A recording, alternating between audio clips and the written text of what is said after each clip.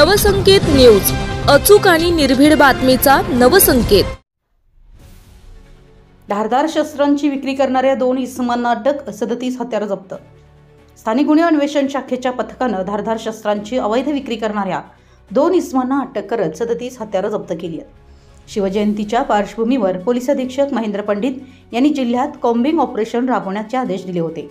मंगळवार दिनांक 19 फेब्रुवारी शहर हद्दीमध्ये कॉम्बिंग ऑपरेशन सुरू असताना पोलिसांना गोखले कॉलेज ते हॉकी स्टेडियम रोडवर विश्व पंढरीजवळ 2 इसम लाल रंगाची मोपेड गाडी लावून धारदार हत्यारं विक्री करत असल्याची माहिती मिळाली। त्यानुसार स्थानिक गुन्हे अन्वेषण शाखेच्या पथकानं छापा टाकून दोघांना ताब्यात घेतलं। सुनील सिंग मनोहर सिंग दुधाने वय वर्ष 32 राहणार म्हैसूर कर्नाटक, गोविंद सिंग भारत सिंग टाक वय वर्ष 29 राहणार नेपाळी बेळगाव कर्नाटक यांच्याकडून 3 तलवारी, 3 गुप्त्या, 5 खंजीर, 2 सत्तूर, 4 कोयते, 20 चाकू, मोपेड गाडी, मोबाईल, रोख रक्कम एकूण 91,600 रुपयांचा मुद्देमाल जप्त करण्यात आलाय। या प्रकरणी आरोपींविरुद्ध जुना राजवाडा पोलीस ठाण्यात गुन्हा दाखल करण्यात आलाय।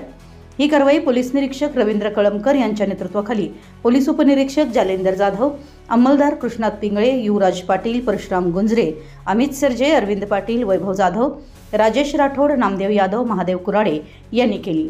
शिवजयंतीच्या पार्श्वभूमीवर पोलिसांनी ही मोठी कारवाई करत मोठ्या प्रमाणावर हत्यारं जप्त केली आहेत। आपल्या परिसरातील महत्त्वाच्या बातम्या पाहण्यासाठी आमच्या नवसंकेत न्यूज चॅनलला YouTube वर सबस्क्राइब करा आणि बेल आयकॉन प्रेस करा।